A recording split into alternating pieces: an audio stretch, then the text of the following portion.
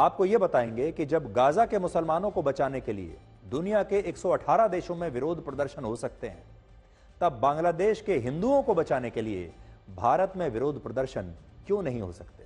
और आज भारत के हिंदुओं को बांग्लादेश के हिंदुओं का दर्द क्यों महसूस नहीं हो रहा, जबकि बांग्लादेश वर्ष 1947 के विभाजन से पहले हमारे ही देश का हिस्सा था।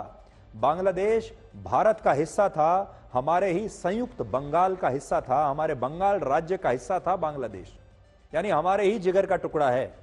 बांग्लादेश में जितने भी हिंदू मारे जा रहे हैं, ये सारे हिंदू हमारे ही देश के हैं, जो विभाजन के कारण पहले पूर्वी पाकिस्तान में चले गए और बाद में बांग्लादेश में चले गए। लेकिन आज इन पर हो रहे जुल्म पर भारत के अधिकांश लोग खामोश हैं और उन्हें इसकी कोई पीड़ा, कोई दर्द नहीं हो रहा है। हालांकि कुछ मुट्ठी भर लोग जरूर इसके खिलाफ आवाज उठा रहे हैं और उनमें हम भी हैं। बांग्लादेश में हिंदुओं के खिलाफ हिंसा की आग कितना खतरनाक रूप ले चुकी है, कितनी बड़ी संख्या में बांग्लादेश के हजारों हिंदू अपनी जान बचाने के लिए भारत से शरण मांग रहे हैं, उसे आज आप हमारी इस रिपोर्ट से समझ सकते हैं, जो सीधे बांग्लादेश के बॉर्डर से आई है।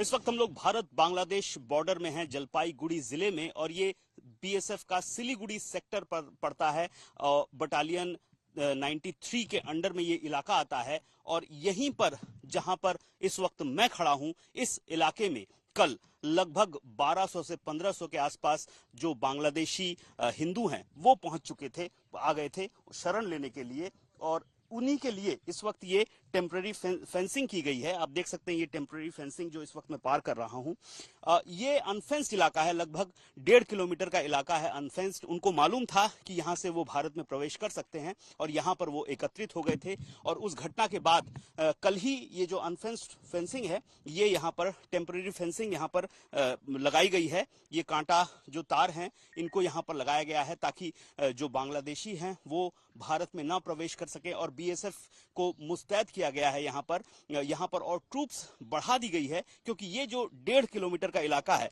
और ये पिलर मैं आपको दिखा रहा हूं, देखिए ये भारत बांग्लादेश के बीच का पिलर है, उस तरफ बांग्लादेश है।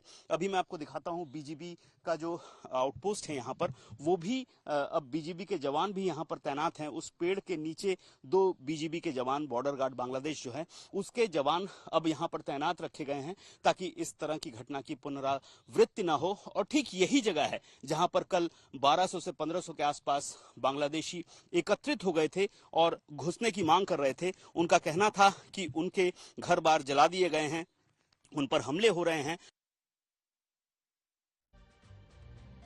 तो देखिए, बड़ी बात यह है कि बीजेपी को असल में हिंदुओं की पार्टी माना जाता है, वो हमेशा हिंदुत्व की बात करती है। और इस समय भारत सरकार को वहां पर जितने हिंदू फंसे हुए हैं, सबसे पहले तो उनकी जान बचाने की गारंटी देनी चाहिए।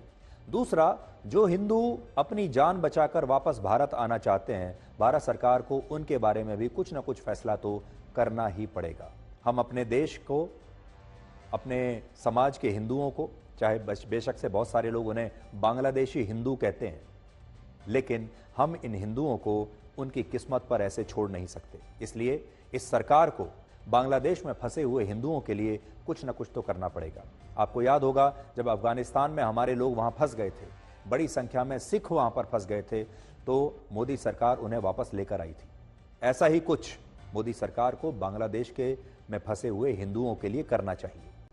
और इस वक्त की एक बड़ी खबर यह है कि बांग्लादेश में अंतरिम सरकार का गठन हो चुका है और बांग्लादेश के मशहूर अर्थशास्त्री मोहम्मद यूनुस ने सरकार के मुखिया के रूप में शपथ ले ली है, यानी वही कुछ दिनों के लिए इंटरिम प्राइम मिनिस्टर होंगे।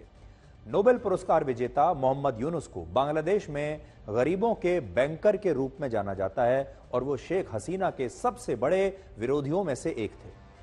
और मोहम्मद यूनुस अब तक पेरिस में थे, लेकिन आज ही पेरिस से वो ढाका पहुंचे और उन्होंने अब अंतरिम सरकार की जिम्मेदारी संभाल ली है। सबसे बड़ी बात यह है कि जब शेख हसीना दिल्ली में है, तब भी प्रधानमंत्री मोदी ने मोहम्मद यूनुस को अंतरिम सरकार का गठन करने के लिए अपनी शुभकामनाएं दी हैं।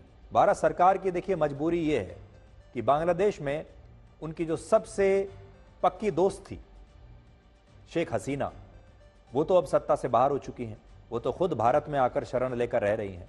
लेकिन बांग्लादेश में किसी की भी अगर सरकार बनेगी, चाहे वो भारत के विरोधियों की ही सरकार क्यों ना बने, कट्टरपंथियों की ही सरकार क्यों ना बने, चाहे पाकिस्तान के दोस्तों की ही सरकार क्यों ना बने, लेकिन भारत को उस सरकार के साथ भी मिलकर काम करना ही पड़ेगा। और भारत की यह मजबूरी है, इसलिए भारत सरकार को, नई इंटरिम सरकार को भी अपनी शुभकामनाएं भी देनी पड़ेंगी, उनके साथ मिलकर काम भी करना पड़ेगा। अब आप ये देखिए कि अंतर्राष्ट्रीय मीडिया के ये लिखने में हाथ क्यों कांपते हैं कि बांग्लादेश में हिंदुओं के खिलाफ बड़े पैमाने पर नफरती हिंसा हो रही है। दुनिया में किसी भी देश में अगर मुसलमानों के खिलाफ ऐसी हिंसा हो रही होती, आपने देखा होगा जैसे गाजा में हुआ, तो पूरे देश के, पूरे दुनिया के मीडिया ने खुलकर लिखा कि यह नाइंसाफी हो रही है। लेकिन आज भी दुनिया का जो मीडिया है वो बांग्लादेश में फंसे हिंदुओं पर ऐसा लिखने के लिए उनके हाथ कांपते हैं। आप अमेरिका के मशहूर अखबार द न्यूयॉर्क टाइम्स की यह हेडलाइन देखिए, जो आपकी स्क्रीन पर है, बड़ी स्क्रीन पर मैं आपको दिखाता हूं। अपनी हेडलाइन में इस अखबार ने बांग्लादेश में हिंदुओं के खिलाफ हो रही हिंसा, आगजनी और उनकी हत्याओं को रिवेंज यानी प्रतिशोध की कार्रवाई बताया। साफ साफ लिखा है कि ये रिवेंज अटैक्स है, यानी जो हमले हो रहे हैं हिंदुओं पर, ये बदले की कार्रवाई है। और इस हेडलाइन के मुताबिक ये हमले एक प्रतिक्रिया के रूप में हो रहे हैं। और किसी को भी इस हेडलाइन को देखकर ऐसा लगेगा जैसे बांग्लादेश में हिंदुओं ने पहले वहां के लोगों के साथ, मुसलमानों के साथ कुछ गलत किया होगा, अत्याचार किया होगा, उन पर जुल्म ढाए होंगे, जिसके बाद अब वहां के मुसलमान हिंदुओं पर ये बदले की कार्रवाई कर रहे हैं। तो ये एक हेडलाइन में सिर्फ रिवेंज अटैक से पहले एक शब्द उन्होंने जोड़ दिया, रिवेंज, जिससे इस पूरी हेडलाइन का मतलब ही बदल जाता है। यह अखबार हिंदुओं पर हमलों को लेकर कुछ इस तरह का नैरेटिव बना रहा है कि उन पर यह हमले धर्म की वजह से नहीं, बल्कि इसलिए हो रहे हैं क्योंकि वहां हिंदू शेख हसीना की पार्टी आवामी लीग को समर्थन करते थे। और इस सांप्रदायिक हिंसा को राजनीतिक हिंसा और बदले की कार्रवाई का रंग इस अखबार ने दे दिया। हालांकि जब बहुत सारे लोगों ने इस पर आपत्ति जताई और सोशल मीडिया पर भी लोगों ने लिखना शुरू किया, अखबार की आलोचना हुई, तो उसने अपनी हेडलाइन को बदल दिया और अपनी हेडलाइन से रिवेंज शब्द को हटा दिया और इसकी जगह उसने नई हेडलाइन बनाई कि प्रधानमंत्री के जाने के बाद बांग्लादेश में हिंदुओं पर हमले हो रहे हैं। ये नई हेडलाइन है।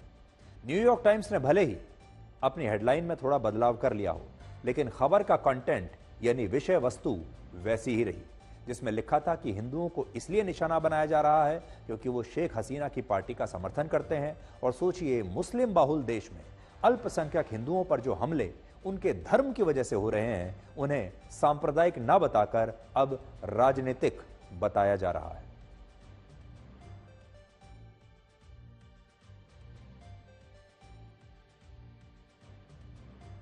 तो आप देख लीजिए न्यूयॉर्क टाइम्स की पुरानी हेडलाइन और उसके बाद न्यूयॉर्क टाइम्स की नई हेडलाइन। अब देखिए, शेख हसीना को बांग्लादेश छोड़े 3 दिन हो चुके हैं, लेकिन इसके बावजूद बांग्लादेश में हिंसा और खून खराबा थमा नहीं है। बड़ी बात देखिए क्या है, उनका मकसद, इस पूरे विद्रोह का मकसद क्या था, खून खराबे का मकसद क्या था कि सरकार को गिरा दिया जाए, शेख हसीना को वहां से भगा दिया जाए। वो हो चुका। अब ये बात समझ में नहीं आ रही कि अब ये हिंसा क्यों हो रही है, अब ये पूरा खून खराबा किसके लिए हो रहा है, क्योंकि मकसद तो पूरा हो चुका है। बांग्लादेश में पिछले 3 दिनों में 150 से ज्यादा लोगों की मौत हुई है और यह हिंसा इसलिए नहीं रुक रही क्योंकि वहां हिंसा रोकने वाला कोई है ही नहीं। मैं जरा आपको बांग्लादेश की तस्वीरें दिखाता हूं। ये तो शेख हसीना की पुरानी तस्वीरें आप देख रहे हैं, जिस जमाने में वो प्रधानमंत्री हुआ करती थी। लेकिन अब आप बांग्लादेश की जरा तस्वीरें देखिए और उन तस्वीरों को जब आप देखेंगे तो आपको पता चलेगा कि वहां पर इस खून खराबे को, इस हिंसा को रोकने वाला कोई है ही नहीं। वहां पुलिस खुद हड़ताल करके अपने अपने घरों में बैठ गई है और पुलिस का कहना है कि उन्हें जब तक खुद अपनी सुरक्षा नहीं मिलेगी तब तक वो सड़कों पर नहीं उतर सकते। और ये जो तस्वीरें आप लगातार देख रहे हैं, ये बांग्लादेश से हमारे पास आ रही हैं। इन तस्वीरों में आप देखिए